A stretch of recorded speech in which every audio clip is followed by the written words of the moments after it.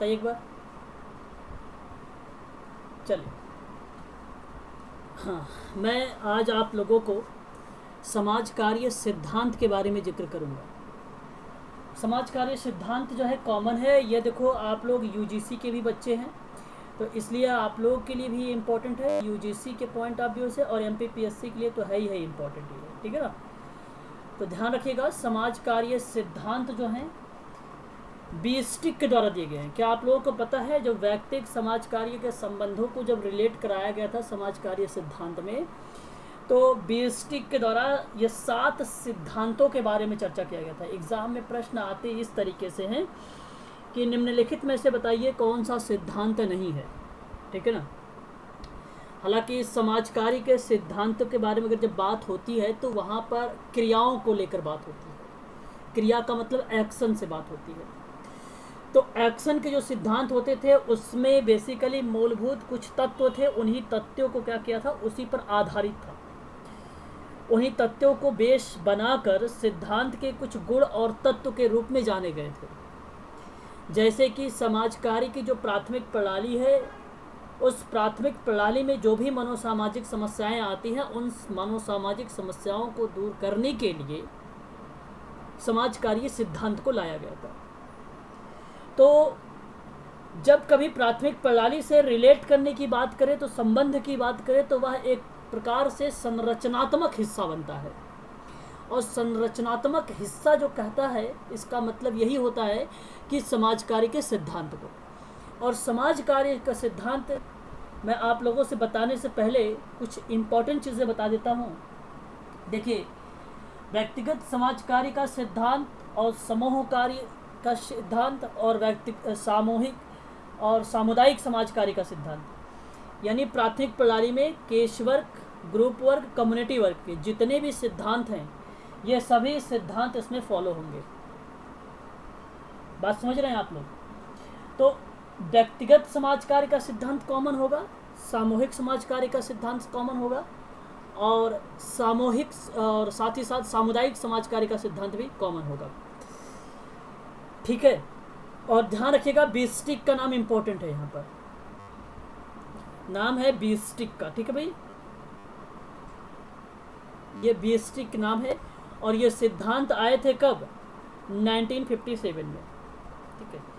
तो जैसे कि व्यक्तिकरण का सिद्धांत, भावों की उद्देश्यपूर्ण अभिव्यक्ति का सिद्धांत, नियंत्रित भावनात्मक का सिद्धांत, स्वीकार्यता का सिद्धांत, और अनिर्णयात्मक मनोवृत्ति का सिद्धांत, सेवार्थी के जो आत्मनिर्धारण है उसका सिद्धांत, और गोपनीयता का सिद्धांत।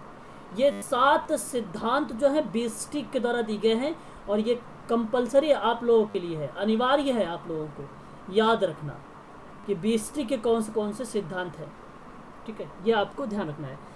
चलिए शुरुआत करते हैं। देखिए, समाज कार्य एक व्यावसायिक सेवा है, आप जानते हैं। इसमें समाज कार्य में शिक्षित और प्रशिक्षित व्यक्ति के द्वारा जरूरतमंद या समस्याग्रस्त व्यक्तियों की सहायता के रूप में कार्य किया जाता था। तो सामाजिक कार्यकर्ता के द्वारा अभ्यास के दौरान बेहतर सेवा प्रदान करने के लिए प्रयास किया गया, और साथ ही यह ध्यान भी रखा गया था कि सेवा प्रदान करने के लिए विधि के रूप में या एकरूपता के रूप में या समरूपता के रूप में बनी रहे एक्टिविटी या कहलाई आपकी समाज कार्य का सिद्धांत। और यह जब आप समाज कार्य का सिद्धांत आप लागू करेंगे तो आप ध्यान रखना पड़ेगा आपको कुछ बातें, जैसे वैज्ञानिक ज्ञान पर आधारित होना चाहिए, सार्वभौमिक सिद्धांतों का पालन होना चाहिए, और समाज कार्य व्यवसाय के रूप में आधारभूत जो भी सिद्धांत होगा जिसका पालन कार्यकर्ता के द्वारा किया जाएगा, और वही सिद्धांत आप लोगों को लागू करना होगा। और वो कौन कौन से सिद्धांत है जो आप लोगों को अब देखने को मिलेंगे। देखिए, पहली बात तो यह है कि मनुष्य की जब योग्यता और उसकी गरिमा की पहचान करने की बात हुई थी, तो एक प्रकार से यह समाज कार्य का सिद्धांत ही बात कहेगी। तो आप पहचान कैसे करेंगे भाई मनुष्य की योग्यता और गरिमाओं की पहचान? तो बेसिकली जब तक आप किसी समाज कार्य के सिद्धांत का फॉलो नहीं करेंगे तब तक उसकी पहचान ही नहीं होगी। तो कहने का मतलब यही है कि आप लोगों को ये बात ध्यान रखनी पड़ेगी कि समाज कार्य के जो सिद्धांत थे, उन्हीं सिद्धांतों और उनके मूल्यों को ध्यान में रखते हुए ये बेस्टिक के द्वारा जो 7 सिद्धांत दिए गए थे वही सिद्धांतों के बारे में आप लोगों से जिक्र करने चल रहा हूँ। तो समाज कार्य के वैल्यूज और सिद्धांत को ध्यान में रखना था आप लोगों को, ठीक है। मानवीय सहायता उपलब्ध कराने के लिए मानवीय प्रवृत्ति के संबंध में जो क्षमताएं थी उसको भी बेसिक बनाया गया था। स्वतंत्रता की बात की गई थी। मनुष्य की प्रकृति के कारण जो होने वाला, प्रकृति के कारण जैसे आपदा प्रबंधन हुआ, ठीक है, जो क्षति होती है मनुष्य को, उस खतरों से अपने अस्तित्व की सुरक्षा करने की बात करने के संबंध में समाज कार्य सिद्धांत को फॉलो किया गया था। अनिर्णात्मक मनोवृत्ति होनी चाहिए, आत्मनिर्देशन की एक्टिविटी होनी चाहिए, कार्य को महत्व देने की बात होनी चाहिए, खाली समय को एक प्रकार से रचनात्मक गतिविधि में लेते आइए आप लोग, तो यह एक प्रकार का क्या हो जाएगा, समाज कार्य का सिद्धांत हो जाएगा। तो समाज कार्य के सिद्धांतों को और मूल्यों को सही तरीके से स्पष्ट किस बंदे ने किया था, तो मिर्जा आर अहमद, जिसको आप लोगों को भलीभांत तरीके से पता है समाज कार्य दर्शन में, है ना। तो मिर्जा आर अहमद का नाम और संयुक्त राष्ट्र के द्वारा जो समाज कार्य के दार्शनिक और नैतिक मूल्य थे, जो मान्यताएं थी, जो उनके सिद्धांत थे, उन्हीं पर चर्चा किए गए थे और उन्हीं को बचाना है हमें, ठीक है। तो नैतिक मूल्य को बचाना है भाई, आप समझ रहे हैं ना, सिद्धांतों को बचाना। तो इसके लिए कुछ सिद्धांत दिए गए थे, वो बेस्टिक के द्वारा सिद्धांत दिए गए थे। तो समाज कार्य, सामाजिक नियोजन में विश्वास कैसे होगा, समाजवादी अर्थव्यवस्था, अधिक से अधिक व्यक्तियों के कल्याण के लिए कैसे कार्य किए जाएंगे, तो उसके लिए कुछ सिद्धांत थे। जैसे मैं आपसे बात करने चल रहा हूँ व्यक्तिकरण का सिद्धांत। अब देखिए व्यक्तिकरण का सिद्धांत क्या होता है, किसी को पता है व्यक्तिकरण का सिद्धांत?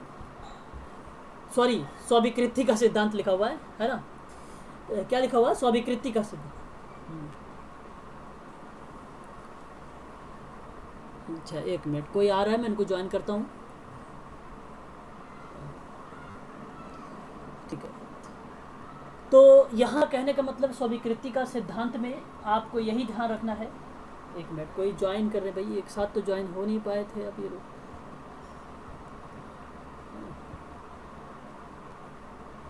चलिए सुनिए, ये जो आप देख रहे हैं स्वीकृति का सिद्धांत, स्वीकृति का सिद्धांत का कहने का तात्पर्य यही था। गरिमा जी का सही जवाब आया है अभी।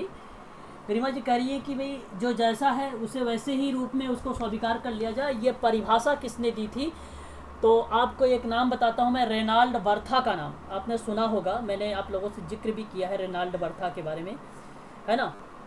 अच्छा, इस क्लास के बाद अगर यूजीसी वाले जो बच्चे होंगे भाई वो थोड़ा सा रुके रहेंगे, है ना, क्योंकि आपकी क्लास तो होगी यूजीसी में, है ना, 8 बजे से आप सबकी 8 PM पे क्लास होगी। थोड़ा सा मैं आप लोगों को कुछ जानकारी दूंगा और आप लोगों को हालांकि पता हो चुका होगा डेट वगैरह के बारे में, है ना।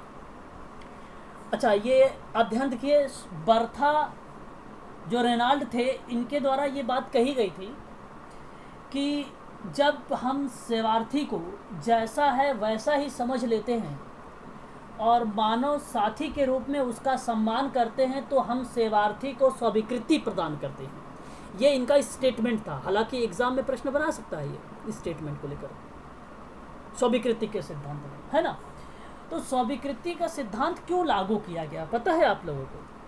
बेसिकली समाज कार्य में स्वीकृति शब्द का उपयोग बृहद स्तर पर हुआ। बृहद का मतलब समझ रहे हैं, बताइए जरा, व्यापक स्तर पर। बृहद का मतलब होता है व्यापक स्तर पर, ठीक है भाई शशांक सर। तो यहाँ प्रत्येक समाज कार्यकर्ता इस शब्द के महत्व से अवगत है और व्यक्तिक सेवा कार्य या समाज कार्य या समूह समाज कार्य या सामुदायिक संगठन, जहाँ पर कार्यकर्ता की सफलता का संबंध जो है उसकी प्रकृति पर निर्भर करती है, और यही कहती थी स्वीकृति का सिद्धांत। जरा समझिए इस स्वीकृति का सिद्धांत क्या कह रहा है। देखिए लिखा हुआ है कि स्वीकृति का सिद्धांत यानी स्वीकृति का अर्थ है सेवार्थी से उसकी वर्तमान स्थिति के अनुसार व्यवहार किया जाए और उसकी परिस्थितियों के अनुसार ही उसके विषय में कोई विचार बनाया जाए, और यह सिद्धांत सेवार्थी को एक मनुष्य के रूप में स्वीकार करते हुए उसके महत्व प्रदान करना चाहिए। और इस सिद्धांत के अनुसार सामाजिक कार्यकर्ता और सेवार्थी दोनों एक दूसरे को परस्पर स्वीकृति प्रदान करनी चाहिए, और कार्यकर्ता के द्वारा सेवार्थी की शक्ति और कमजोरी, सकारात्मक और नकारात्मक मनोवृत्ति की भावनाओं को सृजनात्मक और ध्वंसकारी मनोवृत्ति और व्यवहार के अनुसार ही उसके व्यवहार को करना चाहिए। अब आप मेरी बात को समझिए। यहाँ जो मैं स्वीकृति का सिद्धांत बताया हूँ आपको, कहने का तात्पर्य यही हुआ कि उस सेवार्थी में जो सामाजिक कार्यकर्ता होता है उसमें सकारात्मक परिवर्तन लाता है, और कार्यकर्ता सेवार्थी को जैसा है वैसे ही जानने का प्रयास करता है, वही प्रत्यक्षीकृत करना चाहता है। मतलब अगर जब कभी प्रश्न आपसे ऐसे भी प्रश्न बनता है आप सबसे कि कहने का तात्पर्य मेरा ये है कि जैसा है वैसा ही जानने का प्रयास करता है, तो निम्नलिखित में से कौन सा है, तो आप प्रत्यक्षीकृत होगा कि प्रतिरूपण होगा कि मॉडलिंग होगा, ये जवाब आते हैं ऑप्शन में बेसिकली।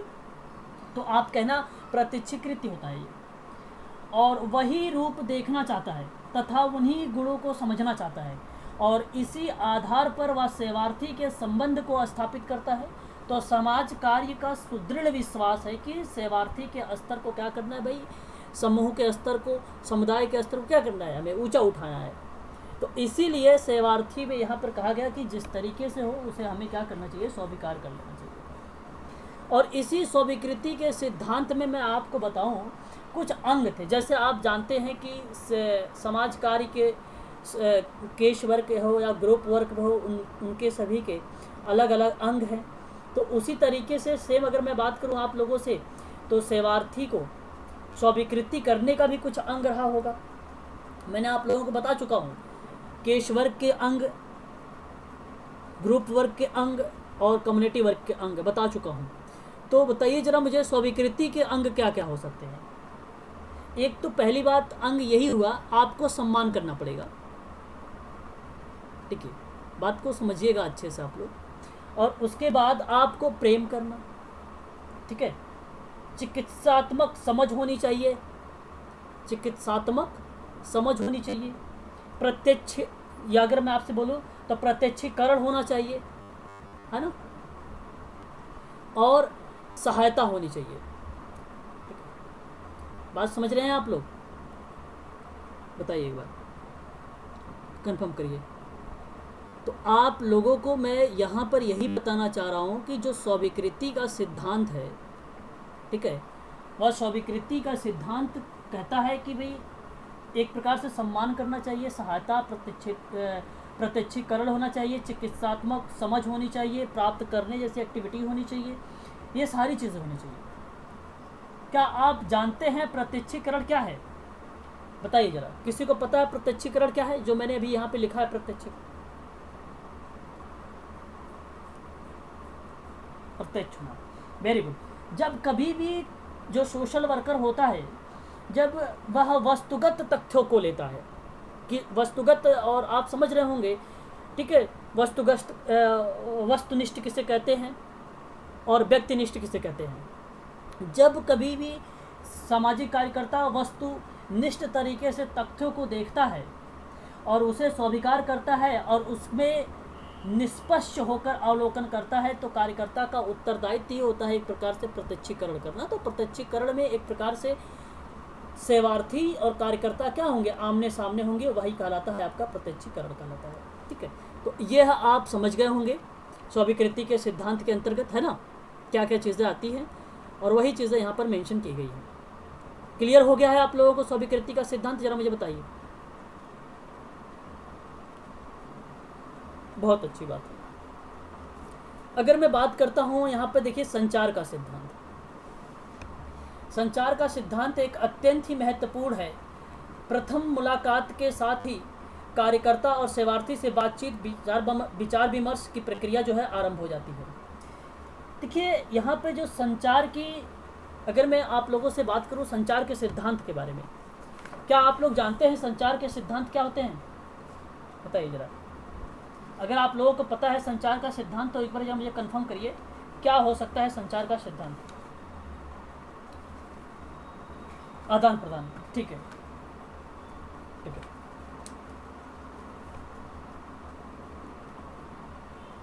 ठीक है, ठीक है, बहुत बढ़िया। गरिमा जी का जवाब आया भाई कि अपने विचारों और भावनाओं को क्या करे, वह विचार विमर्श के माध्यम से, तर्क वितर्क के माध्यम से, वाद विवाद के माध्यम से अपनी समस्या का समाधान कर सके। सही जवाब है ये।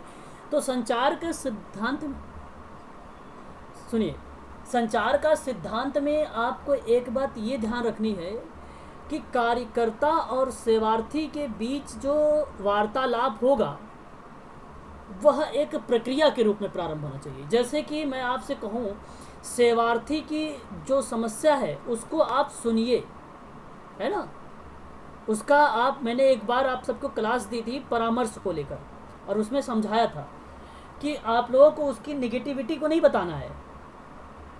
कम्युनिकेशन आप लोगों का पॉजिटिव होना चाहिए, सकारात्मक होना चाहिए। और यहाँ पर जब कार्यकर्ता और सेवार्थी जब उसमें उसकी समस्या को वो सुनता है तो उस पर विचार करता है, विमर्श करता है, प्रबंधन करता है, मैनेजमेंट करता है। अच्छा, कम्युनिकेशन जो है एक प्रकार से जो संप्रेषण होगा वो कई प्रकार से हो सकते हैं। जैसे मैं अगर आपसे कहूँ तो संचार यहाँ पर देखिए लिखा हुआ है, लिखित और अलिखित, मौखिक और सांकेतिक रूप में भी हो सकता है। कम्युनिकेशन आप ध्यान रखना, सामाजिक कार्यकर्ता किस तरीके से कर सकता है, लिखित में कर सकता है, अलिखित कर सकता है, सांकेतिक कर सकता है, मौखिक कर सकता है, अमौखिक रूप में भी कर सकता है सामाजिक कार्यकर्ता। और यह कार्य तभी उचित रूप में हो सकता है जब सेवार्थी और कार्यकर्ता ऐसी भाषा प्रतीकों का प्रयोग करें, एक दूसरे को आसानी से समझ जाएं। कहने का मतलब यह है कि अगर आप इंग्लिश में बात कर रहे हैं और आप चले गए मलिन बस्ती में और वहाँ पर हिंदी बोली जा रही है और आपने वहाँ पर इंग्लिश बोल रहे हैं, तो वो आपका कम्युनिकेशन क्या हो गया, बाधा उत्पन्न कर दिया, आपको कोई बेनिफिट नहीं मिला। तो ऐसी जगहों पे आपको हिंदी में ही बात करनी पड़ेगी, है ना। और नहीं आती तो आप सीख लो उसके लिए भाई, फिर तो है कि नहीं। और यहाँ पर कह रहा है कि कार्यकर्ता को उसी भाषा में बोली का प्रयोग करना चाहिए। देखिए मेरी बात तो वही है, यहाँ पर देखिए जरा जो मैंने आपको बताया है, जो कि सेवार्थी के द्वारा किया जा रहा है, जिससे कार्यकर्ता संप्रेषित कर रहा होता है, और वह सेवार्थी तब सही ढंग से पहुँच या कार्यकर्ता अपनी बातचीत व कार्यों के माध्यम से सेवार्थी की भलाई के लिए कार्य कर पाएगा। तभी वो जो है उस व्यक्ति की जो ज़रूरत है उस ज़रूरतों को वो आसानी से पूरा कर पाएगा, अन्यथा नहीं कर पाएगा। तो सामाजिक कार्यकर्ता में ये चीज़ें आप लोग ध्यान रखिएगा। और ऐसे सिद्धांत में जो सोशल वर्कर होता है वो संचार का सिद्धांत बहुत ही अहम बात, मतलब बहुत ही अहम बात है जो समाजकारी सिद्धांत में लागू होती है। सबसे ज़रूरी बात यही है भाई कि अगर कम्युनिकेशन ही नहीं होगा सही तरीके से, आप समस्या को पहचानेंगे कैसे, स्पष्ट कैसे करेंगे, है ना। बात समझ में आ रही है ना आप लोग, बताइए ज़रा। तो कम्युनिकेशन का जो सिद्धांत है यह इम्पोर्टेंट है, ठीक है भाई, याद रखिएगा आप लोग। चलिए आगे बढ़ते हैं इसी में, ठीक है।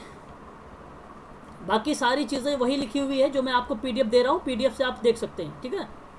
जो इम्पोर्टेंट चीज़ें बाकी आप जानते हैं, मैं सिर्फ आपको रिकॉल करके समझाना चाहता हूँ कि ये सिद्धांत होते हैं, ठीक है, बस। बाकी आप सारे सिद्धांत जानते हैं।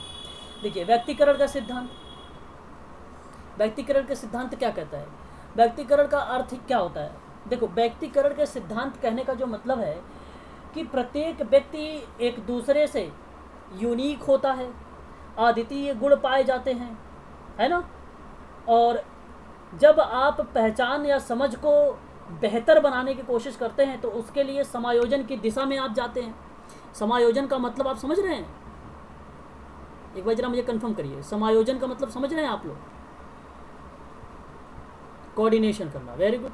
तो यहाँ मेरा जो कहने का तात्पर्य है आप सबसे यही है कि अद्वितीय गुणों की पहचान, समझ करना, बेहतर समायोजन की दिशा में प्रत्येक सहायता के लिए सिद्धांतों तथा तरीकों का विभेदक तरीके से उपयोग में लाया जाए। यानी आप जानते हैं व्यक्तिकरण इंसानों के अलग अलग व्यक्ति होने के अधिकार और ना इंसान समझे जाने बल्कि अपनी निजी विभिन्नताओं के सहित इंसान समझे जाने के अधिकार को आधारित होता है।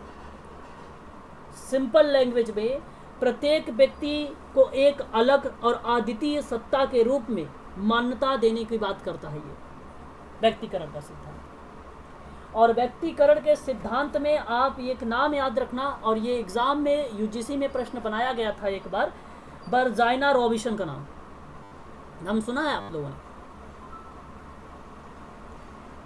बर्जाइना रॉबिसन। अब ध्यान सुनिए इसका नाम कहाँ पे आ रहा है। ये बर्जाइना रॉबिसन का जो नाम आ रहा है व्यक्तिकरण के सिद्धांत में आ रहा है। तो व्यक्तिकरण के सिद्धांत को वैयक्तिक सेवा कार्य के लिए महत्वपूर्ण बताया था। अब आप समझो, ये समाज कार्य में नहीं बता रहा है इम्पोर्टेंट, ना ही ग्रुप वर्क में इम्पोर्टेंट बता रहा है, ना ही कम्युनिटी वर्क में इम्पोर्टेंट बता रहा है। फिर कहाँ बता रहा है? बताइए जरा एक बार। ये केस वर्क में बता रहा है। बात समझ में आ रही कि नहीं आप लोगों को? ये केस वर्क में वर्जाइना के बारे में बताया जा रहा है। तो केस वर्क के सिद्धांत में जो व्यक्तिकरण का सिद्धांत है बहुत इंपॉर्टेंट है। और ये नवंबर जो 5 नवंबर 2020 को एग्ज़ाम हुआ था ना, उसमें पूछा गया था कि कौन सा सिद्धांत नहीं है, मतलब उसका पार्ट बनाया गया था, लेकिन वर्जाइना का नाम नहीं आया था। हो सकता है इस बार वर्जाइना का नाम आए। अक्टूबर में एग्ज़ाम है आप लोगों का, 6 से 11 के बीच में, कभी भी हो सकता है ना, 6 से 11 के बीच में, ठीक है। तो ध्यान रखना आप लोगों को। और मैरी रिचमंड के द्वारा इस सिद्धांत को सबसे ज़्यादा जोर दिया गया था। क्यों मैरी रिचमंड के बारे में बात मैं कर रहा हूँ? मैरी रिचमंड भाई बेसिकली सोशल ग्रुप वर्क में बहुत फेमस पर्सन है ये, क्योंकि सोशल डायग्नोसिस और charity social group work, charity social case work के बारे में ये काफ़ी अच्छे से बारे में जिक्र किया है मैरी रिचमंड। तो मैरी रिचमंड के द्वारा इस सिद्धांत पर जोर दिया गया था केस वर्क में।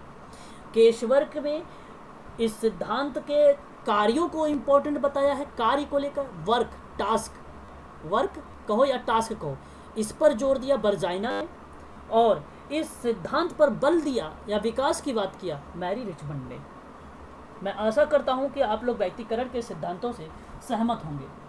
व्यक्तिकरण के जो सिद्धांत थे समाज कार्य के पॉइंट ऑफ व्यू से, तो आप यहाँ पे देखिए, व्यक्तिकरण का अर्थ है कि प्रत्येक सेवार्थी की विशिष्ट और अद्वितीय गुण ज्ञात करना और समझना, सिद्धांतों की प्रणाली एवं विभिन्न या भिन्न प्रयोग के द्वारा प्रत्येक सेवार्थी की अलग अलग विशिष्ट ढंगों से सहायता की जाती है।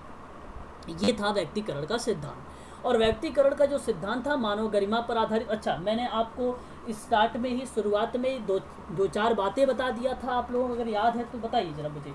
और यही चीज़ें आपको ध्यान रखना है। आपने एक नाम सुना होगा, क्रॉस। क्रॉस का नाम सुना है? बताइए जरा एक बार, क्रॉस का नाम सुना है? नहीं सुना है तो सुनिए आप। अगर आप लोगों ने सुना नहीं है क्रॉस का नाम तो आप सुन लीजिए। क्रॉस एक विद्वान है और ये क्रॉस महोदय ने ये जो नाम दिया था कि कहा था कि मनुष्य की योग्यता एवं उसकी गरिमा को समझना होगा। और यही व्यक्तिकरण के सिद्धांत में मानव गरिमा के आधारित बनाया गया था, आधार बनाया जाए। क्यों? रीज़न यही था कि समाज कार्य के मूल्यों को और सिद्धांत जो है सिमिलर थे, कुछ अलग नहीं थे। उसके मूल्य मतलब जो वैल्यूज़ हैं, जो मानदंड है उसके अलग नहीं है, कुछ सिमिलर है। सिमिलर मतलब समझ रहे हो ना, समानता की बात हो रही है यहाँ पर। तो वहाँ पर ये कहते थे क्रॉस महोदय कि भाई जब आत्मनिर्णायक मनोवृत्ति हो या सहायता उपलब्ध कराने की मानवीय प्रवृत्ति हो, ऐसी जब क्षमताओं का विकास कर रहे हैं या उसकी योग्यता या गरिमा की आप आइडेंटिफाई कर रहे हैं, तो यह एक प्रकार से इन्होंने प्राथमिक मूल्य बताए थे सिद्धांत में। और यही गरिमा जो है और जो सिद्धांत मानव गरिमा पर आधारित है, यही क्रॉस का कोटेशन है। किसका कोटेशन है? क्रॉस का। ये विद्वान थे, ठीक है। अब समझ में आ गया होगा आप लोगों को, मैंने नाम बता दिया आगे। प्रत्येक व्यक्ति की अपनी क्षमताओं और स्थितियों के आधार पर विशिष्ट है और उसकी तुलना किसी अन्य के साथ नहीं की जा सकती है। अच्छा, आप लोगों को अगर मेरी आवाज़ क्लियर नहीं जा रही होगी तो मैं आपको एक चीज़ बता दूं, मैं ये वीडियो जो है रिकॉर्ड कर रहा हूँ, ठीक है ना। अभी मैं अपलोड करूँगा और आप लोगों को लिंक दे दूँगा, ठीक है। उसमें ज्वाइन हो जाना, उसको सब्सक्राइब भी कर लेना और देख भी लेना, क्योंकि उस पर बहुत सारी वीडियोज़ मैं अपलोड करूँगा जो कॉमन चीज़ें होंगी उसको लेकर, है ना। और अभी हालांकि मैंने उसे प्राइवेट नहीं किया है, ठीक है, अभी पब्लिक है, प्राइवेट नहीं किया है चैनल को। अच्छा, आगे बात करता हूँ। व्यक्तिकरण, यहाँ पर देखिए व्यक्तिकरण है। व्यक्तिकरण का आधार इस बात को स्वीकृति पर है कि प्रत्येक व्यक्ति अपने व्यक्तित्व का विकास अपनी रुचि के अनुसार करने के अधिकार है, ठीक है, करने के अधिकार है। सेवार्थी का अधिकार उसकी समस्या के विशिष्ट समस्या समझा जाए और उसी के अनुरूप उसकी सहायता प्राप्त होनी चाहिए। इस सिद्धांत के अंतर्गत कार्यकर्ता को क्या है? स्वीकार या स्वीकृति भी प्रदान की गई है। तो बस सिंपल लैंग्वेज में आप ये समझ जाइए यहाँ पर कि व्यक्तिकरण के सिद्धांत, हर एक व्यक्ति यूनिक होता है, इसलिए सामाजिक कार्यकर्ता की जो भूमिका होगी हर एक व्यक्ति के लिए अलग अलग होगी। तो यहाँ पर सोशल वर्कर को हमेशा एक्टिव रहना पड़ेगा, ठीक है।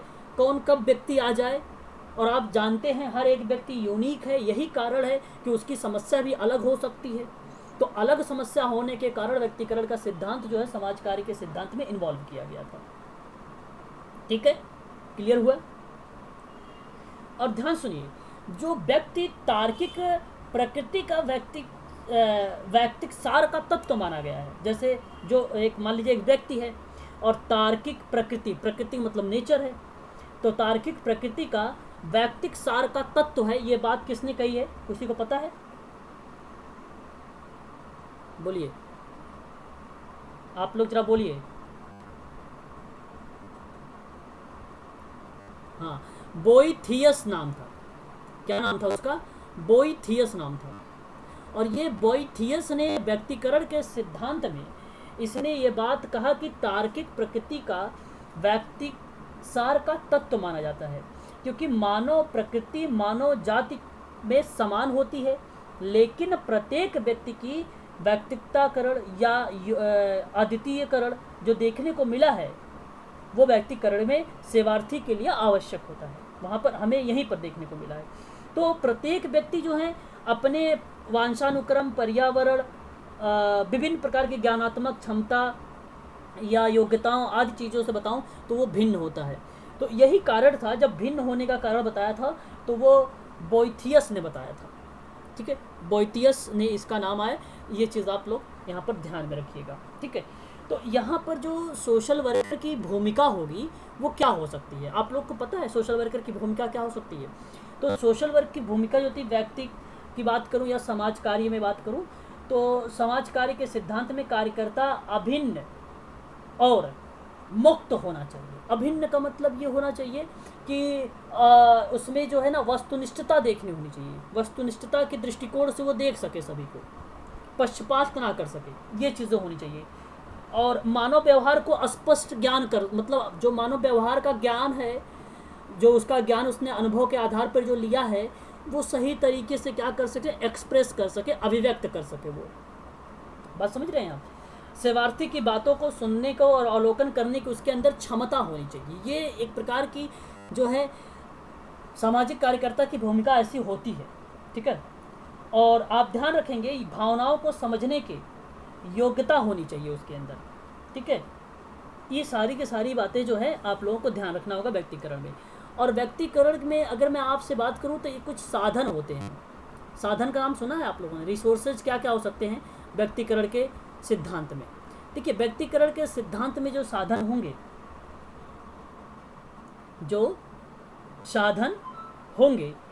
विचार में व्यक्ति में अगर मैं आपसे कहूं तो विस्तार से वो विचार विमर्श कर सके, ये एक प्रकार का साधन उसके लिए। साक्षात्कार जो करे तो गोपनीयता रह सके। आवाज क्लियर है क्या? एक बार कंफर्म करिए। साक्षरता की गोपनीयता कर सके वो, और साक्षरता के समय उसकी पाबंदी और नमीयता। अच्छा, अब यहाँ मैं आप लोगों से कहूँगा भाई यूजीसी वाले बच्चों से कि यूजीसी वाले बच्चे जो है ज़्यादा से ज़्यादा जो है आप प्रैक्टिस पर फोकस करें, है ना। और कम से कम जिस तरीके से मैं एक प्रश्नों के बारे में 4 डिस्कशन करता हूँ, चारों ऑप्शन के बारे में जैसे मैं चर्चा करता हूँ आप लोगों से, सिमिलर ठीक उसी प्रकार से आप लोग चारों ऑप्शनों के बारे में जानें। ठीक है, अब यहाँ पर आपकी यही भूमिका है। कारण ये मैं बताता हूँ, रीज़न बताता हूँ ऐसा क्यों मैं बोल रहा हूँ, क्योंकि लास्ट ईयर में भी कोविड-19 था, जिसकी वजह से उसने प्रीवियस ईयर के बहुत सारे क्वेश्चंस डाले थे। बहुत ही सिमिलर ऐसे क्वेश्चन रहे होंगे जो आप लोगों को बनाए गए थे क्वेश्चंस। ज़्यादा से ज़्यादा क्वेश्चन क्या थे? लास्ट ईयर के क्वेश्चन दिए गए थे। ठीक है, तो इस बार भी ऐसा ही कुछ होने वाला है। ठीक है, इस बार भी ऐसे ही कुछ होने वाला है। क्या आप लोग बताइए, स्कूल या विद्यालय या यूनिवर्सिटी विश्वविद्यालय वगैरह खुले? कभी नहीं ओपन हुए। ठीक है, तो आप इससे आइडिया लगा सकते हो। तो इसलिए थोड़ा सा फोकस करिएगा आप लोग ऑप्शन के साथ, और मेरी जितनी भी प्रैक्टिस वाली क्लासेस चलेंगी उसको ज़रूर अटेंड करिएगा, क्योंकि वो बहुत ही बेनिफिशियल होने वाली है आप सबके लिए। ठीक है, तो ये चीज़ें आपको मैंने बताया। व्यक्तिकरण के साधन कौन कौन से होने चाहिए? विस्तार में विचार विमर्श, जो साक्षात्कार है इंटरव्यू, उसमें गोपनीयता होनी चाहिए, और साक्षात्कार के समय पाबंदी और नमीयता। अच्छा, नमीयता का मतलब क्या? मैंने एक शब्द बोल दिया यहाँ पर, नमीयता। देखो, आप लोग तो बताते नहीं हो कि भाई क्या होता है। आप लोग भी बोल दिया करो ताकि मुझे लगे कि आप लोग, अच्छा नमीयता, ओके, चलिए, वेरी गुड। तो यहाँ पर गरिमा जी का कहना है नम्रता को लेकर। तो नम्रता एक प्रकार से अगर मैं बात करूँ तो व्यक्तिगत कार्यकर्ता में या समाज कार्यकर्ता में यह योग्यता होनी चाहिए कि वह समय एवं परिस्थितियों के अनुसार प्रक्रिया में बदलाव कर सके। यह है लचीलापन का एक पार्ट, ठीक है। तो यह है एक पार्ट है। अगर नमीयता की बात करूं तो एक प्रकार से अगर मैं बात करूं तो यह एक लचीलापन का पार्ट है, ठीक है। तो इसे आपको ध्यान रखना होगा। तो ये चार थे, ये जो चारों के चारों इंपॉर्टेंट है आपके लिए, आप सब लोग इसको ध्यान में रखिएगा। अच्छा, नेक्स्ट बात करता हूँ गोपनीयता का सिद्धांत। वेरी वेरी मोस्ट इंपॉर्टेंट, ये भी यूजीसी में प्रश्न बनाए गए हैं और एमपीपीएससी में भी यहाँ से प्रश्न पूछे जा सकते हैं आप सबसे कि गोपनीयता का सिद्धांत है क्या चीज़, इसके बारे में बनाया जा सकता है आप सबके लिए। अब आप सुनिए जरा, गोपनीयता का सिद्धांत जानते हैं आप लोग अच्छे तरीके से, भली भांति तरीके से। ये कहता है कि मानव समाज, मानव जीवन की विभिन्न पहलुओं में विभिन्न तरीकों के द्वारा से जब हम उपयोग में लाते हैं तो जीवन के ऐसे अनेक पहलू हैं जिसमें व्यक्ति गोपनीयता बनाए रखना चाहता है। और गोपनीयता का सिद्धांत कहता है कि समाज कार्य में कि सेवार्थी के बीच संबंधों को स्थापना एवं घनिष्ठ में अत्यंत सहायक होता है। सेवार्थी की अधिकांश समस्याएं व्यक्तिगत होती हैं जिन्हें वह गोपनीय रखना चाहता है। अतः वह कार्यकर्ता इस बात का आश्वासन एक प्रकार का क्या होता है भाई, यह अगर मैं आपसे बात करूं तो समाज कार्य की तकनीकी है, ठीक है। आश्वासन चाहता है कि वह अपनी समस्या से संबंधित जो तथ्य प्रकट हो रहे हैं उसे पूर्ण रूप से गोपनीय रखा जाए। आप इस बात को समझ गए होंगे। अब आपको देखो, मैं आपको बताऊं एक बात, आप जो फैक्ट हैं, जो तथ्य हैं, उन तथ्यों को आप तभी जाहिर करना, तभी ले आना सामने जब आपको लगे कि इस सेवार्थी को या इस ग्रुप वर्क को या इस कम्युनिटी वर्क में लगे कि अब इनको सहायता होगी, तभी उस बात को आप क्या करना, ओपन करना। अदरवाइज आप उसमें गोपनीयता का जो सिद्धांत है ओपन नहीं करना। नहीं तो जो गोपनीयता का सिद्धांत में सेवार्थी है उसका मनोबल टूट जाएगा। मेरी बात समझ रहे हैं ना आपने? तो आपको आने वाले टाइम में वह फिर नहीं बताएगा आप, है ना? क्लियर हो रहा है कि नहीं? बताइए जरा। तो गोपनीयता के सिद्धांत को बेसिकली दो दृष्टिकोण थे, आप जानते हैं, दो दृष्टिकोण। इसके दो दृष्टिकोण हैं, गोपनीयता के सिद्धांत के दो पॉइंट ऑफ व्यू हैं। अच्छा, ये कौन कौन से पॉइंट ऑफ व्यू हैं, जरा एक मिनट यार। दो पॉइंट ऑफ व्यू हैं, ये कौन कौन से हैं? देखिए, एक तो आपको ध्यान रखना है व्यावसायिक संहिता में, वहां पर एक व्यक्तिक कार्य के संबंध के रूप में भाई, एक तो पहली बात यहां पर जब प्रतिकर्ताओं की व्यावसायिक संहिता में एक गुट, एक मद होगा तो वहां पर आप ध्यान रखें। दो दृष्टिकोण है गोपनीयता का। एक तो चाहो तो आप उसको व्यावसायिक संहिता के पॉइंट ऑफ व्यू से कोई समूह के माध्यम से कार्य करें तो उसको भी गोपनीय रखो। और दूसरी बात कहता है कि समूह की बजाय आप देखो, समूह में भी गोपनीय होता है। जैसे मैं कहूँ कि अगर 5-6 लोग हैं भाई समूह में, तो ये सबकी भूमिका है, सब लोगों की, कि इस बात को गोपनीय रखें। तो ये पहली दृष्टिकोण है। दूसरा दृष्टिकोण है कि व्यक्तिक कार्य के संबंध में एक तथ्य के रूप में आना, मतलब एक ही फैक्ट हो या एक ही सामाजिक कार्यकर्ता हो, वह भी अपनी बातों को गोपनीय रखे। तो मेरा कहने का मतलब यही था कि दो इसका पॉइंट ऑफ व्यू था, और ये दोनों पॉइंट ऑफ व्यू किसने बताया था? बिस्टिक ने बताया था 1957 में। बात समझ में आ रही नहीं? ये बिस्टिक ने बताया था। तो जब गोपनीयता सेवार्थी के संबंधित कोई गुप्त सूचना का संरक्षक होता है जिससे व्यावसायिक संबंध में वो चीज़ें क्या होती हैं, उद्घटित होती हैं, तो गोपनीयता सेवार्थी के मूलभूत अधिकार पर आधारित हो जाता है, ठीक है। तो गोपनीयता में सेवार्थी की संस्था के भीतर ही अन्य व्यावसायिक व्यक्तियों के साथ साथ अक्सर आदान प्रदान करने के दौरान में आप लोगों की उनकी बातों को क्या रखना होगा, गोपनीय रखना होगा। यहाँ बस सिंपल सी लैंग्वेज में आपको बताना चाहूँगा कि गोपनीयता का सिद्धांत क्या बताता है, कि वहाँ पर कहता है कि सूचनाओं को केवल उन्हीं व्यक्ति को उसी सीमा तक दी जानी चाहिए जितनी सेवा प्रदान के लिए आवश्यक हो। बस पहली बात। दूसरी बात, केवल उसी सूचना को अभिलिखित करना चाहिए, केवल उन्हीं अभिलेखों को सुरक्षित करना चाहिए जो सेवा प्रदान करने के लिए आवश्यक हो। ये दो बातें। तीसरी बातें, अन्य संस्थाओं एवं व्यक्तियों के परामर्श सेवाओं की अनुमति लेकर करना चाहिए। कोई काम अगर आप किसी बात को ओपन करना चाहते हैं तो अनुमति लेनी पड़ेगी आपको सेवार्थी से, ये बात आपको ध्यान रखना पड़ेगा। चलिए, ये था गोपनीयता का सिद्धांत। बताइए भाई, कोई डाउट वगैरह तो नहीं है ना? ये सारी चीज़ें वही है जो मैं आपको बोला हूँ, यहाँ पीडीएफ में वही सारी चीज़ें मेंशन की गई है जो मैं आप लोगों से बोल रहा हूँ। कोई दिक्कत तो नहीं है भाई? एक बार कंफर्म करिए मुझे ज़रा। चलो, यही मैं चाहता था कि आप लोग कोई दिक्कत ना हो। आत्मनिर्णय का सिद्धांत, क्या आप जानते हैं आत्मनिर्णय का सिद्धांत क्या होता है? बताइए। आत्मनिर्णय, अच्छा, देखिए यहाँ अगर मैं आपसे आत्मनिर्णय की बात करूँ तो आप समझ गए, अच्छा जवाब आपका आया कि समाज कार्य में आप निर्णय सिद्धांत लोकतांत्रिक स्वरूप प्रदान करता है और इस सिद्धांत में मूल सिद्धांत के रूप में स्वीकार किया जाता है। मूल का मतलब होता है बेसिक के रूप में, और यह सिद्धांत सेवार्थी के हाथ में निर्णय के अधिकार पर बल देता है। यानी आप यहाँ से ये निष्कर्ष निकाल रहे हो कि वो जो अपना डिसीजन है वो खुद ले सके, ऐसा ही कुछ आपने समझ रहे हैं आत्मनिर्णय? बताइए जरा।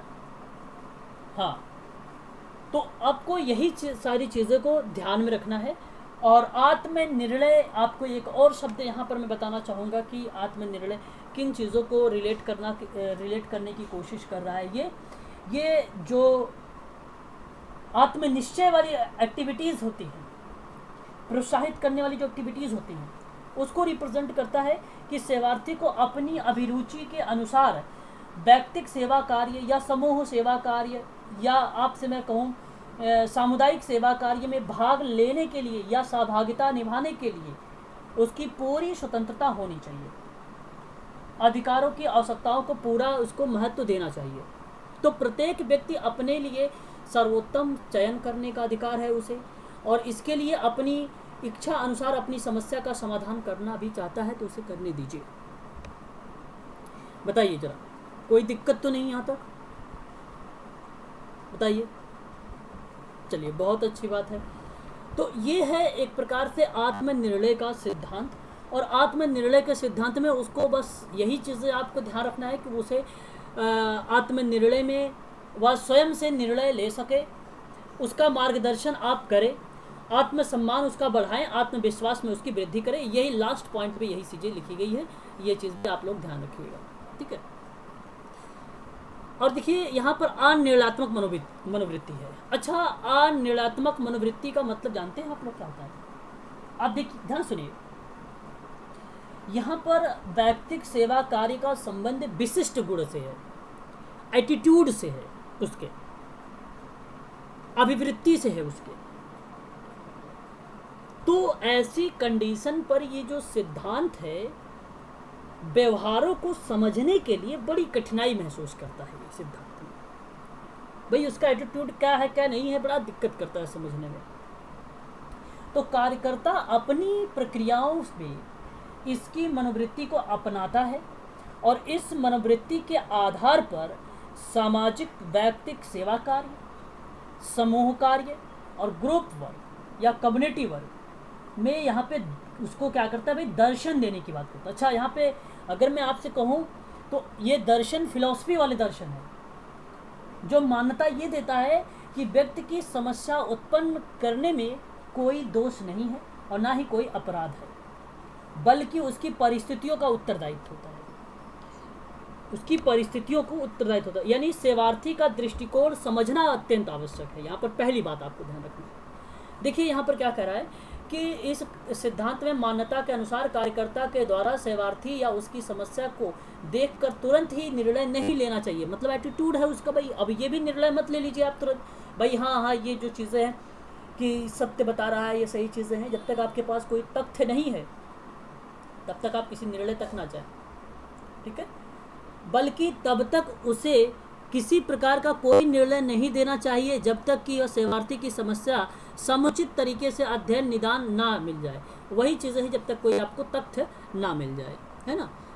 तो सामाजिक कार्यकर्ता को बिना किसी पक्षपात के व्यावसायिक संबंधों को प्रारंभ करना चाहिए और इसके लिए उसे सेवार्थी के विषय में अच्छे बुरे या योग्य अयोग्य के रूप में धारणा कायम नहीं करनी चाहिए।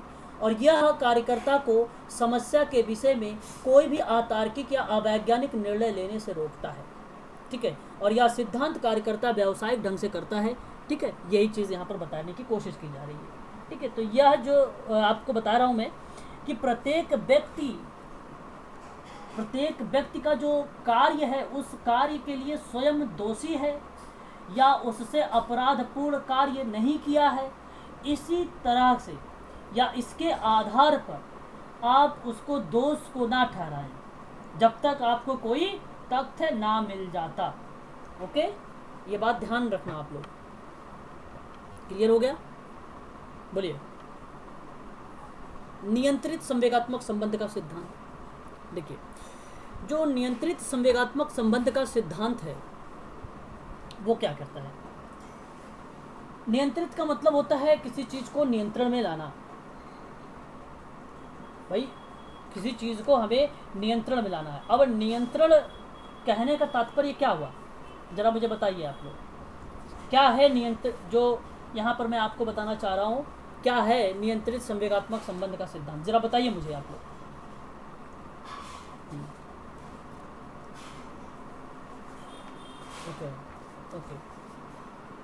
ओके, चलिए। देखिए, यहाँ पर इनका जवाब आ चुका है। अब सुनिए आप लोग, संवाद जब आप करते हो, कम्युनिकेशन जब आप करते हो या जब बातचीत आप करते हो, तो उस समय सुनने वाले जो भी बीच में जो सूचनाएं हैं, जो सूचनाओं का प्रवाह है, वह एक दो तरफा की प्रक्रिया होती है। अब कहने का मतलब यहाँ पर मैं अगर बातचीत को अगर इसमें शामिल करूँ तो केवल विचार भी हो सकता है। भाई, केवल विचार हो सकता है, केवल भावनाएं हो सकती है, विचार एवं भावनाएं दोनों हो सकती हैं। तो नियंत्रित संवेगात्मक संबंध के सिद्धांत में आप ये याद रखना कि विचार भावनाएं ये दोनों के दोनों क्या होते हैं, इसमें शामिल होते हैं। जब एक महिला रेल आरक्षण केंद्र पर सूचना मांगती है तो वह केवल सूचना मांग रही होती है, और एक तथ्य परख जो है यहाँ पर प्रत्युत्तर की एक प्रकार से अगर मैं बात करूँ तो यहाँ पर एक उम्मीद की बात करूँ। वहीं दूसरी तरफ अगर मैं बात करूँ आपसे, जब एक किशोर वय युवक या युवती, ठीक है, जिससे हमें ये पता चलता है उसकी मनोसामाजिक समस्याएं दूसरी तरफ से, तो यहाँ पर हमने अपनी भावनाओं का आदान प्रदान किया। मुझे ये नहीं पता था कि भाई दुनिया का सामना मैं कैसे कर सकता हूँ, कैसे नहीं कर सकती हूँ, है ना। तो ऐसे में अपनी भावनाएं जो है संप्रेषित करने के लिए ऐसे मामलों पर केवल उसकी भाव प्रतिक्रिया उत्पन्न होती है। जब भाव प्रतिक्रिया उत्पन्न हो तो वो कहलाती है नियंत्रित भावनात्मक संबंध। मान लीजिए, एक एग्जाम्पल देता हूँ। मान लीजिए एक प्रकार से अगर किसी युवती का जिसका बलात्कार हुआ है तो यह पता चलता है कि गर्भवती है और वह अपनी मित्र से अपनी भावनाएं आदान प्रदान करती है, तो मुझे ये पता नहीं है कि दुनिया में मुझे भाई किस तरीके से सामना करना है। ये चीज़ें उस क्लाइंट को नहीं पता है भाई कैसे हमें दुनिया से फेस करना है, उसके सामने कैसे आना है हमें। तो यहाँ पर अपनी भावनाएं जो संप्रेषित कर रही होती है, तो ऐसे मामलों पर केवल उसकी भावना प्रतिक्रिया जो है प्रत्युत्तर होती है, उसको नियंत्रित करना है। बात समझ रहे हैं आप लोग मेरी? जैसे मैं आपसे कहूँ, कोई भी सेवार्थी समस्या से ग्रसित है और वह समझता है कि मैं कैसे दुनिया को फेस करूँ उस समस्या से, तो उस वहाँ पर जो उसकी भावनाएं अपने मित्र से उसने जो बताया है, वो ये जानना चाह रही है कि मैं कैसे नियंत्रित करूँ अपने संवेगों को, और ये चीज़ बताई जा रही है नियंत्रित संवेगात्मक संबंध के सिद्धांत में, बेस्ट्रिक के द्वारा ये था। और इस सिद्धांत में कार्यकर्ता इस बात के प्रति सावधान करता है कि सेवार्थी की समस्या को देखकर स्वयं उसके व्यक्तिगत और भावनाओं या भावनात्मक लगाव का अभाव ना या उसका अनुभव ना रखे। कार्यकर्ता एक व्यावसायिक व्यक्ति है, इसलिए उसे व्यावसायिक ढंग से उसकी समस्या का समाधान करना है। तो यहाँ पर व्यावसायिक ढंग से संबंधित स्थापन की प्रतिक्रिया पर ध्यान रखना चाहिए और यह संभव हो सके कि सेवार्थी की समस्या और कार्यकर्ता के बीच में स्थितियों में कुछ समानता, एक ऐसी स्थितियों में कार्यकर्ता स्वाभाविक रूप से सेवार्थी के कुछ जुड़ाव और लगाव का अनुभव करने लगा है।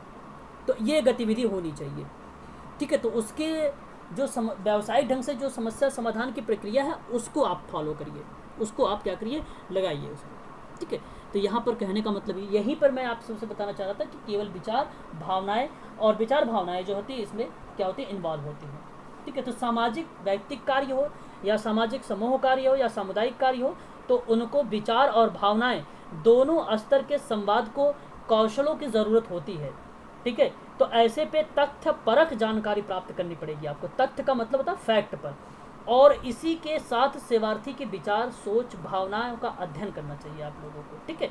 तो यहाँ पर जो बेस्टिक ने बताया था 1957 में, उसने यही बात कहा कि नियंत्रित भावनात्मक संवेग जो हैं उसको एक तत्व के रूप में सेवार्थी की भावनाओं के प्रति संवेदनशील रहना चाहिए, ठीक है। तो उसके लिए उसने 3 तथ्य भी बताए थे बेस्टिक ने, और ये 3 तथ्य होने चाहिए, कब होने चाहिए, जब नियंत्रित संवेगात्मक चीज़ों को यूज़ में लाया जाए। तो एक संवेदना होनी चाहिए, ये ज़रूर होनी चाहिए सोशल वर्कर में, और दूसरा समझ होनी चाहिए। समझ का मतलब होता है बोध, और बोध का मतलब होता है अंडरस्टैंड, मतलब, ठीक है। और एक होता है प्रत्युत्तर का मतलब होता है, प्रत्युत्तर का मतलब होता है रिस्पॉन्स, प्रत्युत्तर का मतलब होता है भाई रिस्पॉन्स। बात समझ रहा है कि नहीं, बताइए जरा। ये संवेदनाएं या संवेदनशीलता, समझ, प्रत्युत्तर, ये तीनों की तीनों चीज़ें होनी चाहिए। ये बेस्टिक का शब्द है। ये 3 तत्व मिलेंगे आप लोगों को, किस में मिलेंगे, नियंत्रित संवेगात्मक चीज़ों में मिलेंगे, ठीक है, ठीक है भाई। तो ये चीज़ें आपको ध्यान रखना है, ओके। चलिए मैं आगे बढ़ता हूँ, नेक्स्ट पॉइंट लेता हूँ।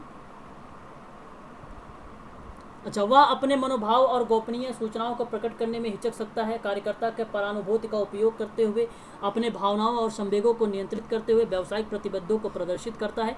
तो ये बात आप जान ही रहे हैं, ठीक है। तो बहुत इजी है। मनोभाव मतलब होते हैं एक एटीट्यूड, एक प्रकार के, उन्हीं एटीट्यूड को क्या कर रहा है भाई, प्रेजेंट कर रहा है, प्रस्तुत कर रहा है, ठीक है। तो ऐसी चीज़ों को आप लोगों को ध्यान में रखना है, ओके। और आगे देखिए, समाज कार्य का प्रारूप और सिद्धांत जो है, सामाजिक कार्यकर्ता के कार्यों को करने के लिए आधार पर उसकी सुविधाएं प्राप्त करनी चाहिए, और इसकी सहायता जो है कार्यकर्ता व्यक्ति की समस्याएं जो होगी वैज्ञानिक निदान कर पाने में समर्थ हो, और इनसे सेवाओं की व्यावसायिकता, जो व्यावसायिकता है और गुणवत्ता है, उनमें वृद्धि हो सके, और उनका मानवीकरण को पाने में आसानी हो सके, संभव हो सके। ये चीज़ें जो है व्यक्तिगत समाज कार्य में या समूह समाज कार्य में या सामुदायिक समाज कार्य में इसको लागू किया जाता है, ठीक है। कुछ किताबें हैं जो एग्ज़ाम के पॉइंट ऑफ व्यू से बहुत ही मोस्ट इम्पॉर्टेंट है।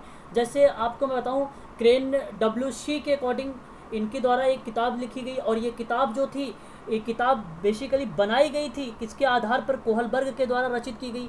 और ये किताब कोहलबर्ग ने रचित किसके आधार पर किया है, किसकी बुक थी वो, क्रेन WC की थी, और उस किताब का नाम है stage on moral development in theory of development. तो मैंने जब कभी आपको बताया है, ध्यान रखनागा, मॉरल, अगर मांग की बात होगी, कौन बताएगा, नैतिक मांगों के बारे में कौन कहा है, नैतिक मांग, भूल गए, नैतिक मांग, हेलो, आवाज क्लियर है, कोनोफ्का, कोनोफ्का की नाम अगर आएगा तो मांग, नैतिक मांग की बात होगी। जब कभी भी मोरल शब्द मिले, मोरल केवल नैतिक मिले, और आप सीधा आंख बंद करके कोहलबर्ग को लगाइए। ये बुक भी इम्पोर्टेंट है आपके लिए, प्रश्न बना सकता है DSSB में और CTET वगैरह में बनाया गया है वो प्रश्न। अच्छा, यहाँ पे एडवर्ड की CP की बात करूँ तो ये 1979 में किताब लिखी गई, the cooperative study of the development की बात यहाँ पर है, ठीक है। डबल स्पैंट है वो डेवलपमेंट को रिलेट कर रहा था, ठीक है। और आप मोरल जजमेंट की बात हो रही थी, ये इतनी इंपॉर्टेंट नहीं है, इसको आप छोड़ दीजिए, ठीक है भाई। और देखिए यहाँ पर नेक्स्ट, अगर यहाँ पर मैं बात करूँ, एहसास FK का एक पुस्तक आई, द नेचर ऑफ केशवर्क प्रैक्टिस करके था, तो ये इंडिया की पुस्तक थी, स्टडी ऑफ सोशल वर्क था, ठीक है। और प्रिंसिपल्स भी इसमें इन्वॉल्व थे। तो ये है पुस्तक जो है इम्पोर्टेंट हो सकता है एग्ज़ाम में, ठीक है। और गिनिगन का नाम ऑप्शन में मिला है, हालांकि किताब में क्वेश्चंस नहीं बने हैं। तो इनकी जो किताब थी इन अ डिफरेंट वॉइस करके थी, और इसमें इन्होंने बताया था साइकोलॉजिकल थ्योरीज़ के बारे में बताया था, ठीक है। तो एंड बोमेस ऑन डेवलपमेंट के बारे में चर्चा किया था। हार्वर्ड यूनिवर्सिटी में इन्होंने निकाला था ये किताब, ठीक है, छापा था। हेलन एलन का नाम है, ये भी हालांकि इतना इंपॉर्टेंट नहीं है, इसे आप छोड़ दीजिए। और international federation of social work की जो किताब थी, इस किताब को लेकर प्रश्न बनाया जाता है। The ethics of social work principal and standards. Standards का मतलब होता है एक प्रकार का हाई लेवल पर या उच्च लेवल पर कोई एक्टिविटी या गतिविधि करना। तो यह international federation of social work की पुस्तक थी, सन 1994 में लाई गई थी ये किताब, ठीक है। तो ये चीज़ें आप यहाँ पर देख सकते हैं, ओके। कुछ किताबों के नाम जो इम्पोर्टेंट लग रहे थे इस टॉपिक से, तो मैं वही चीज़ें आप लोगों के लिए लेकर आया हूँ, ठीक है ना। अच्छा, वही चीज़ें यहाँ पर देखो मेंशन कर दी गई है, ठीक है, दोबारा से इसको आ गया है यहाँ पर। National association of social worker, देखो यहाँ पर जो आया है NASW का नाम, तो कोड ऑफ एथिक्स का किताब है ये, और इसके द्वारा ये चीज़ें लाई गई है, आप इसे ध्यान रखिएगा, NASW, ठीक है, नेशनल एसोसिएशन सोशल वर्क है ये, ओके। और ये देखो जीन पीजेट का नाम है, पीगेट, प्रीति मैम एक बार मुझसे साथ क्वेश्चन कर रही थी, पीगेट और जीन पियाजे दोनों बात एक ही है, ठीक है। तो यहाँ पर वही है जीन पियाजे जो संज्ञानात्मक विकास का सिद्धांत दिया था, ठीक है, शायद आपका यही क्वेश्चन था पीगेट को लेकर। तो पीगेट और जीन पियाजे दोनों एक ही है ना, अलग नहीं है। इसकी एक किताब थी 1965 में, the moral judgement of the child करके एक पुस्तक थी, और इसने एक हालांकि नैतिकता के विकास में इसने भी 4 सिद्धांत दिए थे, और संज्ञानात्मक के बारे में भी इन्होंने सिद्धांत दिया है, ठीक है। मेरी जो नेक्स्ट क्लास होने वाली है, कल की क्लास, वो इसी पर होगी, मोरल जजमेंट पर ही किताब चर्चा करूंगा मैं आप लोगों से। आप सबसे नहीं करूंगा, मैं DSSB से चर्चा करूंगा। तो DSSB का एक पॉइंट इसमें ऑलरेडी मेंशन किया है, अगर आप लोग इंटरेस्टेड होंगे तो कल 4 बजे इसी लिंक को आप लोग ज्वाइन कर लेना, ठीक है। मैं लिंक नहीं प्रोवाइड कर पाऊंगा, तो आप 4 बजे उसको ज्वाइन कर लेना, तो मैं इस किताब के बारे में वहाँ पर चर्चा करूँगा, उस किताब में क्या क्या चीज़ें हैं, ठीक है। तो the moral judgement of the child, ये चीज़ें आएंगी। और उसके बाद अगर मैं बात करूँ, देखिए यहाँ पे पावार लिखा हुआ है, पावार इतना इंपॉर्टेंट नहीं है जो एग्जाम में क्वेश्चन बना सके। लॉरेंस कोहलबर्ग की किताब मैंने बता चुका हूँ, वही आप ध्यान रखिएगा। लेकिन यहाँ पे अप्रोच टू मॉरल एजुकेशन की बात किया है, देखो यहाँ पे एजुकेशन है, ये एडुकेशन लिखा हुआ भाई, ठीक है ना। और यहाँ पे देखो रॉयल्स की भी किताब इंपॉर्टेंट है, रीमन का भी नहीं इंपॉर्टेंट है, ठीक है। आगे बढ़ते हैं, LNC की किताब देख लीजिए। LNC का नाम आप ध्यान रखिए क्योंकि ये ऑप्शन में आया हुआ है। तो ऑस्पेक्टस ऑफ जस्टिस करके एक किताब है इसकी, 1950 में लाई गई थी। एंडरसन JP की भी किताब इंपॉर्टेंट है, social work as in profession social work year book करके लाया था ये एंडरसन JP। तो JP एंडरसन का ये पुस्तक भी इंपॉर्टेंट है, ठीक है। तो इसे आप लोग स्टार लगा दीजिए, प्रश्न बना सकता है। Beverage very very most important, ये इंपॉर्टेंट नहीं है भाई, ये वाला इंपॉर्टेंट है, ठीक है। बेवरेज W 1940, अच्छा बेवरेज रिपोर्ट आई कब थी भाई, 1942 में आई थी, है ना। तो इसकी जो किताब रखी गई थी, उस किताब का नाम था social insurance and allied service. ये बहुत ही इंपॉर्टेंट है, आप लोग इसे ध्यान रखिएगा, ठीक है। और रिपोर्ट इसकी जो थी प्रेसिडेंट टू ब्रिटिश पार्लियामेंट करके था। अब ये तो इतना इंपॉर्टेंट नहीं है रिपोर्ट, बट ये इतना इंपॉर्टेंट है, ये अलाइड सर्विसेज जो है इंपॉर्टेंट है, ठीक है। चलिए आगे बढ़ते हैं, समझ आ रहा है ना, बताइए। बोहेम का नाम आपने सुना होगा, बोहेम WH का नाम था, ये भी आपने सुना होगा। तो इन्होंने objectives of social work curriculum of the future करके एक पुस्तक लाई थी, ये बोहेम का नाम है, ये भी इंपॉर्टेंट ही है ना। कैसिडीज का इंपॉर्टेंट नाम नहीं यहाँ पर आता है, ठीक है। और चेने का भी इंपॉर्टेंट नहीं है। क्लार्क HL आपने नाम सुना होगा, हेलन क्लार्क का नाम। मैंने आप लोगों को समाज कार्य की जब इतिहास बता रहा था, तो मैंने वहाँ पर प्राचीन और मध्य और आधुनिक कालों के बारे में चर्चा कर रखा था भली भांति तरीके से, अगर याद हो तो। वो 1947 में एक किताब रखी गई थी, उस किताब का नाम था principle and practice of social work, ये किताब का नाम है। ये आप ध्यान रखिएगा, इंपॉर्टेंट किताब है ये, ठीक है, एग्जाम में प्रश्न बना सकता है ये। दास गुप्ता का अभी मैंने लास्ट टाइम में एक क्वेश्चन करवाया था आप लोगों से, वहाँ पर ऑप्शन में दास गुप्ता का नाम देखने को मिला था आप लोगों को, और मैंने वहाँ पे आप लोगों को एक्सप्लेन भी करके बताया था कि दास गुप्ता की किताब का नाम को लेकर। तो social action in ministry of social welfare का नाम आता है, और गवर्नमेंट ऑफ इंडिया, ये चीज़ें आप लोग ध्यान रखिएगा। ये किसका था, दास गुप्ता का था, ठीक है। आप लोगों को अगर याद है तो, नहीं याद है तो यहाँ पे सुन लीजिए। D देशमुख है, यहाँ पर देखिए देशमुख का नाम है और ये D देशमुख है, ठीक है भाई। तो आप कंफ्यूज नहीं होंगे, यहाँ पे D देशमुख जो है, तो social welfare in India the planning commission government of India, इनकी जो पुस्तक थी दिल्ली में लाई गई थी। ये इसलिए इंपॉर्टेंट हो जाते हैं देशमुख जी, एक बार प्रश्न बनाया गया है ना। तो दुर्गाबाई देशमुख नहीं है ये, ओके, सॉरी वही है, वही है, दुर्गाबाई देशमुख है। हेलो, आवाज़ क्लियर है? ये वही है, दुर्गाबाई देशमुख जी, ठीक है। हाँ, ये वही हैं, आप लोग याद रखिएगा। आपने याद रखा है, जैसे मैंने केंद्रीय समाज कल्याण बोर्ड के बारे में पढ़ाया था आप लोगों को। केंद्रीय समाज कल्याण बोर्ड जब 1953 में आए थे, वही उनकी किताब है, दुर्गाबाई देशमुख का नाम यही है, ठीक है, सोशल वेलफेयर इन इंडिया वाली, ठीक है, भूलना नहीं आप। अच्छा, यहाँ पर देखो मैंने कंफ्यूज कर दिया था, ये देसाई वाला नाम है ना, मैं देसाई को बता रहा था। तो देसाई ऐसा सोशल वेलफेयर जो है एक्टिविटीज़ वाइज, यहाँ पे वाइज का मतलब है बाय करके, ठीक है ना, बाय रिलीजन्स के बारे में बात किया है, रिलीजन्स ग्रुप के बारे में बात किया है, धर्म के बारे में बात किया है। तो ये नाम याद रखना आप लोग, देसाई SF, ये इम्पोर्टेंट किताब है। और दियानी का नाम, हालांकि आप लोगों को मैंने एक बार सिलेबस में पढ़ा रहा था, दियानी दियानी करके, अगर याद है तो आप लोगों को, लेकिन किताब में आप इसे याद ना रखें, है ना, दियानी का नाम। ओके, डनहम का नाम मैंने आपको पहले भी बता चुका हूँ। डनहम क्या है, तो community welfare organisation principle and practice करके इनकी किताब है डनहम की, और ये 1958 में, मैंने जब कम्युनिटी ऑर्गेनाइजेशन अभी मैं 8 बजे से करा रहा हूँ UGC वालों को, उसमें बता चुका हूँ। एडम जॉन LM जो है, ये भी इम्पोर्टेंट ही है, सोशल पॉलिसी को लेकर और एक्शन को लेकर ये बात करते हैं, रूट बेस, लेकिन ठीक है, ये याद रखना आप लोग। फिंक का नाम आप लोगों ने देखा होगा ऑप्शन में, क्लियर है आप लोगों को, ऑप्शन में आप लोगों ने ज़रूर देखा होगा। और ऑप्शन में नहीं तो मैं आपको एक चीज़ बता दूं, जब आपके पास हरियंट की एक पुस्तक होगी तो हरियंट में देखिए समाज कार्य की परिभाषा में ज़रूर मिलेगा आपको फिंक, मैंने आप लोगों को बताया भी था इसके बारे में शायद। तो the field of social work के बारे में बात इसने किया, मतलब किसमें बात किया बताइए जरा, इसमें समाज कार्य के क्षेत्रों के बारे में बात किया इसने, समाज कार्य क्षेत्र के बारे में 1942 में किसने बात किया था, फिंक ने बात किया था। ओके, अब्राहम फ्लेक्सनर के बारे में बता चुका हूँ आप लोगों को, 1915 में is social work a profession, ठीक है, ये चीज़ें याद रखना। फ्रीडलैंडर के बारे में बता चुका हूँ, introduction to social welfare, okay, ठीक है। तो ये चीज़ें आप लोगों को ध्यान रखना है। और हालांकि कितनी किताब है यार, चलो कोई दिक्कत तो नहीं हो रही है, बताइए ज़रा, कोई दिक्कत है? हेलो, आवाज़ कंफर्म है भाई, बताइए ज़रा, क्लियर करिए। चलो ठीक है, यहाँ पर देखिए एक नाम है, मार्टिन का नाम है, मार्टिन का नाम है, और मार्टिन एंड लिंकन वेज का नाम है। ये इम्पोर्टेंट नहीं है, आप इसको ध्यान में रखिएगा, इसको इम्पोर्टेंट नहीं है तो इसलिए आप इसको इस PDF से निगलेक्ट कर दीजिए। गोरे का नाम सुना है, ये गोरे लिखा हुआ है, MS गोरे करके, जरूर आपका UGC में लास्ट 5 नवंबर को क्वेश्चन आया होता, ठीक है।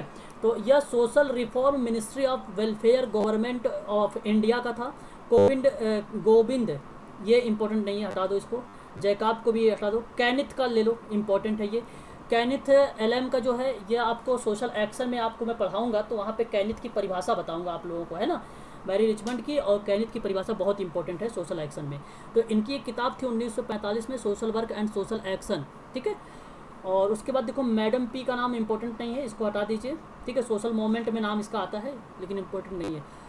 ओनम का नाम आप लोगों ने सुना होगा, ये ओनम वही है जो मैंने आप लोगों को ओजानम करके बताया था, सहायता वाला शब्द, याद है किसी को? भूल गए होगे, बड़े जल्दी भूल जाते हो आप लोग। Sociology issues in the analysis of social moment के बारे में, इंडिपेंडेंट इंडिया के बारे में, सोशोलॉजिकल के बारे में इन्होंने ही बात किया है, ठीक है। ओनम टीके ने 1977 में बात किया था, ठीक है। और पिम्पेले का नाम हटा दीजिए यहाँ पर। रिचमंड का नाम आपको पता है, what is social case work, और ये तो पता है, सोशल डायग्नोसिस की भी किताब इसी की है, ठीक है। स्कॉट का नाम आता तो है बट छोड़ दीजिए इसकी किताब, है ना। सिंह का नाम जरूर मिलेगा आप लोगों को, ये RR सिंह है, इनका नाम है RR सिंह, ओके। ये आप लोगों को जब मैं आप लोगों से करवा रहा था 2004 का प्रश्न, उसमें आया था ये किताब का नाम लेकर, ठीक है। तो social welfare activities by religions group के बारे में इन्होंने बात किया है, RR सिंह और गोपाल जी ने, ठीक है। सिंह गोपाल वही है, RR, ठीक है, ठीक है। और यहाँ पे देखिए विलिंकन्स का नाम हटा दीजिए, जेस्ट्रो का नाम हटा दीजिए, ठीक है। अच्छा, अगर आप याद रखना चाहते हैं तो यहाँ पे जेस्ट्रो यहाँ पर याद रख सकते हैं, क्योंकि प्रैक्टिस ऑफ सोशल वर्क के बारे में बात किया है इसने, ठीक है। तो इतनी किताब है, आप लोग ये ना सोचे कि मैं याद कैसे करूँ, मैं आप लोगों को PDF अभी दे रहा हूँ, PDF ज़रूर देख लेना उसको एक बार, ठीक है, सीन कर लेना, इंपॉर्टेंट PDF थी। और MPPSC का मैं आप लोगों से बताऊँ, यहाँ पर आपका समाज कार्य का ये जो टॉपिक था ये समाप्त हो चुका है, ओके, जो समाज कार्य का। अब मैं आप लोग समाज सुधारक कुछ आंदोलन है उसके बारे में, अच्छा देखो, आचार्य संहिता के बारे में मैं आपको हिस्ट्री में पढ़ाया हूँ, मैं अगर आप कहोगे तो मैं उसके बारे में अलग से पढ़ा भी दूँगा, ठीक है। आचार संहिता के बारे में, लेकिन मैंने वहाँ पे आपको बताया है नेशनल एसोसिएशन के बारे में 1960 में, ठीक है।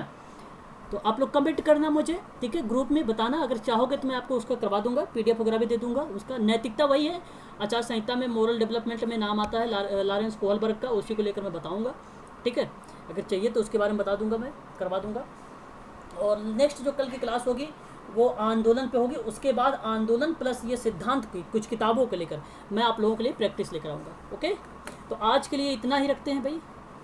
कोई डाउट वगैरह मन में है तो आप लोग पूछ लीजिए मुझसे।